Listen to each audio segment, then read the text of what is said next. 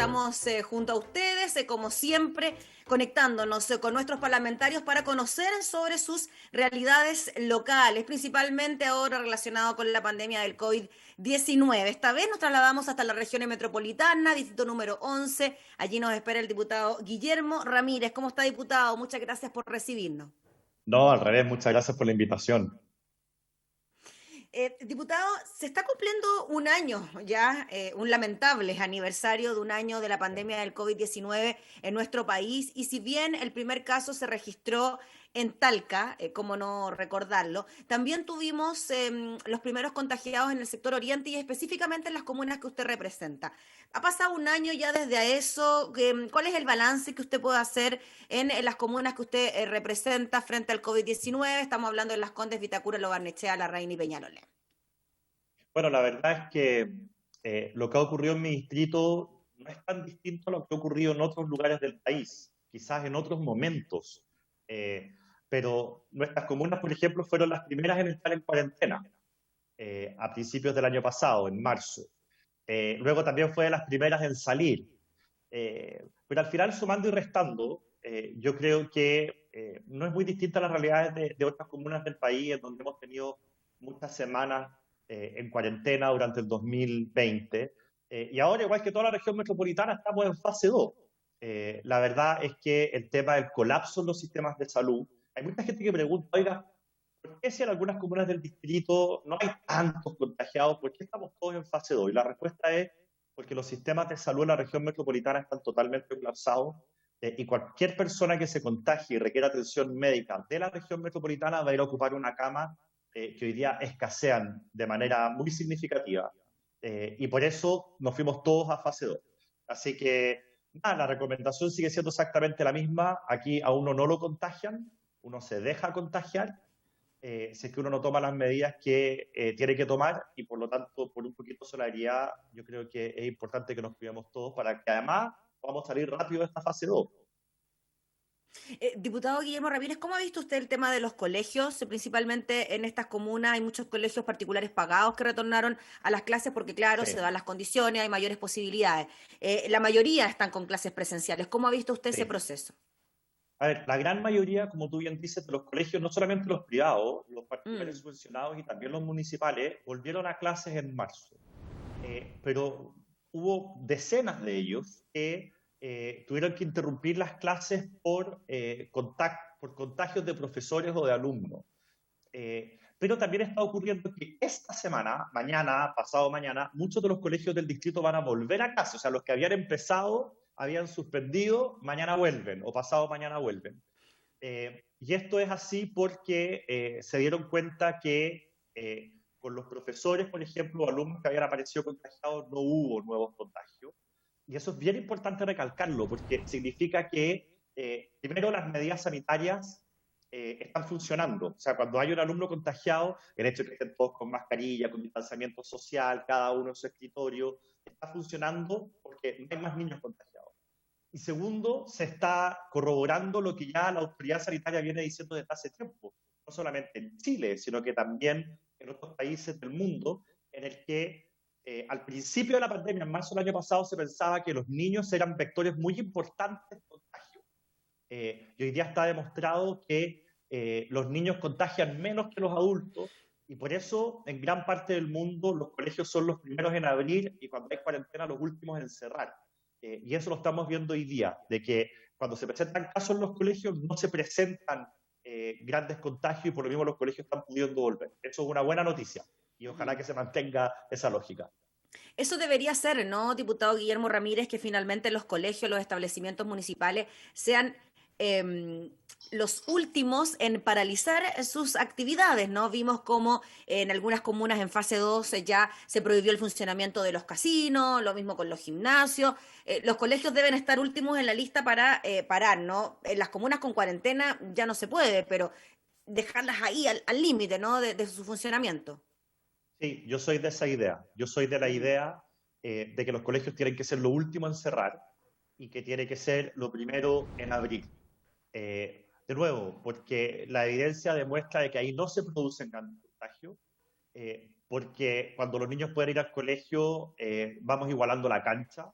Es muy grave el daño que se le hace a los niños por no ir a clase, porque, y además esto se menciona poco, porque los papás pueden salir a trabajar. La gran mayoría de los papás cuando los niños están en la casa no pueden salir a trabajar.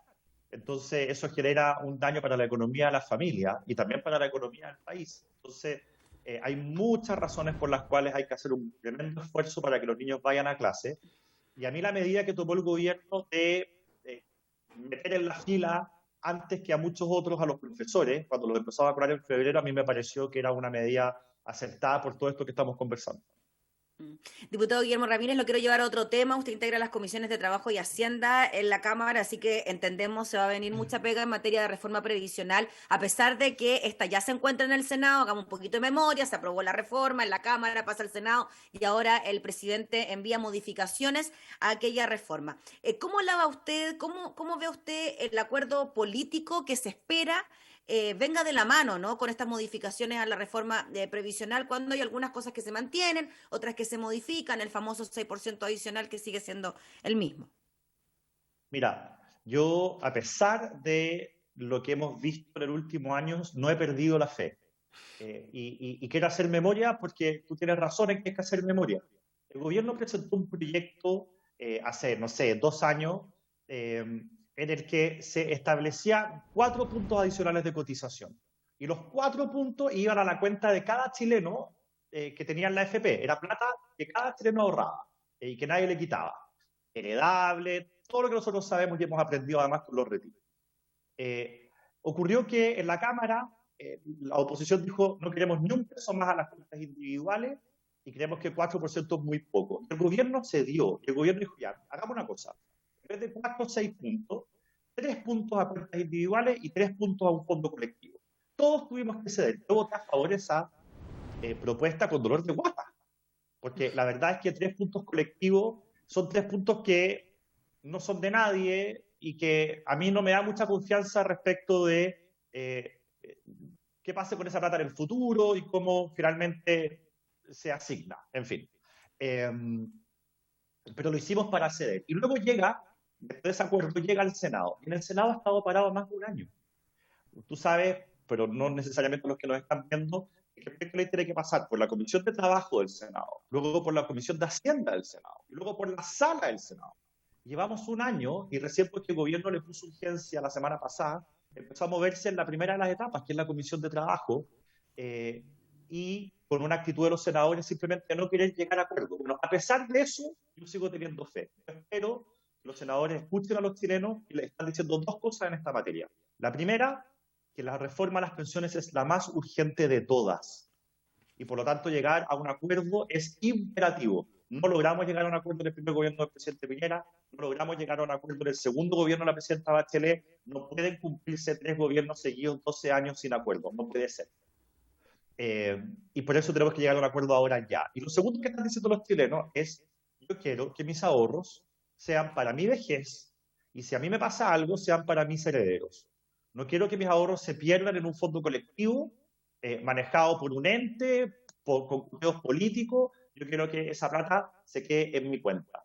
Esa idea de los chilenos se ha visto muy reforzada con el tema de los retiros de las AFP.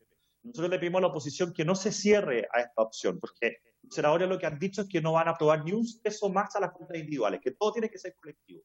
En una postura absolutamente extrema, en la que no se cede en nada, y nosotros creemos que esa no es la forma en que tenemos que legislar y no es lo que los chilenos están pidiendo. Diputado Ramírez, hasta el momento y según lo que se conoce con este 3% que iría a este ahorro colectivo, se dice que esto se hace principalmente para mejorar ahora las pensiones de quienes se están jubilando, que esa plata serviría para eso. ¿Eso es así, primero? Y segundo, ¿está claro cómo se va a administrar esa plata? Porque claro, hay desconfianza de dónde va a ir esa plata, ya hay desconfianza en la SFP, crear un nuevo organismo técnico, ¿cómo iría eso? Bueno, se formaría un nuevo organismo técnico que tendría una cierta autonomía, que lo que haría sería administrar esta plata, 3 puntos en cuentas individuales. Mira el absurdo, va a ser la misma lógica, cuentas individuales, pero no lo va a administrar la AFP. Entonces, vamos a doblar los costos del sistema, hay que pagarle a otro organismo, con otros especialistas, con otras personas que invierten tu plata, más comisiones para los chilenos, pero no va a ser más rentabilidad.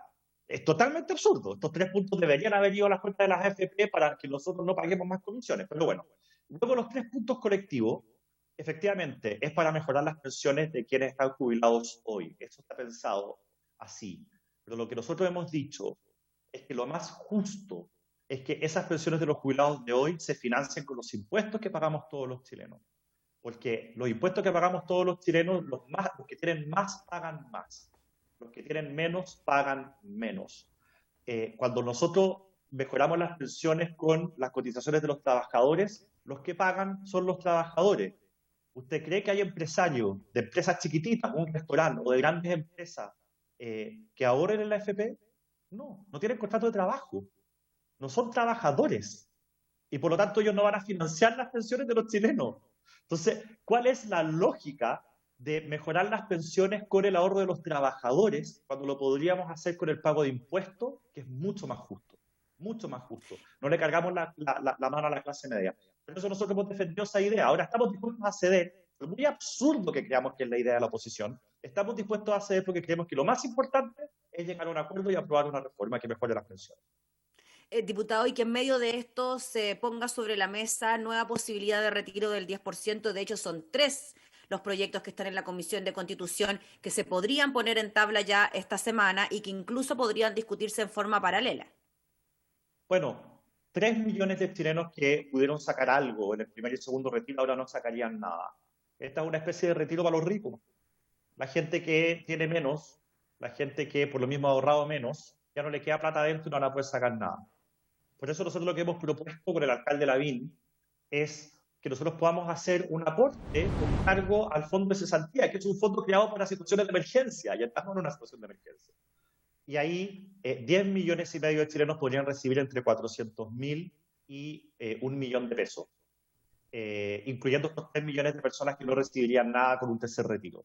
Además de eso, tiene la ventaja de que no perjudica las pensiones en el futuro de los chilenos, y por lo tanto las personas estarían recibiendo algo sin hacerse daño. Y la tercera ventaja es que todos recibiríamos más o menos lo mismo, que a mí me parece más justo. En el retiro de las AFP reciben más los que han ganado más plata en su vida y tienen más ahorro, y los que tienen poco reciben poco o nada.